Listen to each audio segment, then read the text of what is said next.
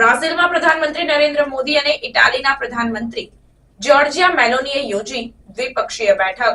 પ્રધાનમંત્રી નરેન્દ્ર મોદી અને ઇટાલીના પ્રધાનમંત્રી જોર્જિયા મેલોનીએ તાજેતરમાં બ્રાઝિલના રિયો ડી જાનેરોમાં યોજાયેલા G20 શિખર સંમેલન દરમિયાન દ્વિપક્ષીય બેઠક યોજી હતી. આ બેઠકમાં બંને નેતાઓએ વિવિધ મુદ્દાઓ પર ચર્ચા કરી અને ભારત ઇટાલી સંબંધોને મજબૂત બનાવવા માટેના માર્ગો પર વિચાર વિમર્શ કર્યો. બેઠક દરમિયાન પ્રધાનમંત્રી મોદીએ અને પ્રધાનમંત્રી મેલોનીએ સાંસ્કૃતિક અને પબ્લિક ટુ પબ્લિક રિલેશનને મજબૂત કરવા, વેપાર, રોકાણ અને ટેકનોલોજીમાં સહયોગ વધારવા પર ચર્ચા કરી. બંને દેશોએ સંરક્ષણ અને સુરક્ષા ક્ષેત્રે સહકાર વધારવા માટેના પગલાઓ પર પણ વિચાર વિમર્શ કર્યો. પ્રધાનમંત્રી મોદીએ આ બેઠક બાદ સોશિયલ મીડિયા પર પોસ્ટ કરીને જણાવ્યું કે રિયો ડી જાનેરો G20 સમિટની બાજુમાં પ્રધાનમંત્રી જોર્જિયા મેલોનીને મળીને આનંદ થયો.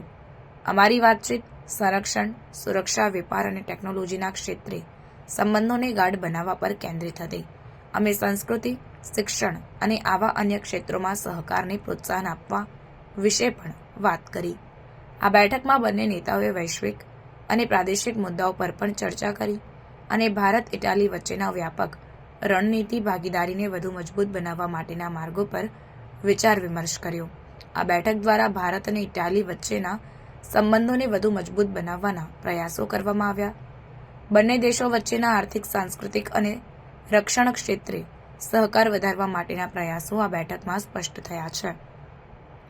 આ રીતે પ્રધાનમંત્રી નરેન્દ્ર મોદીએ અને પ્રધાનમંત્રી જોર્જિયા મેલોનીએ બ્રાઝિલમાં યોજાયેલી આ દ્વિપક્ષીય બેઠક દ્વારા ભારત ઇટાલી સંબંધોને નવી ઊંચાઈઓએ પહોંચાડવા માટેના પ્રયાસો કર્યા છે.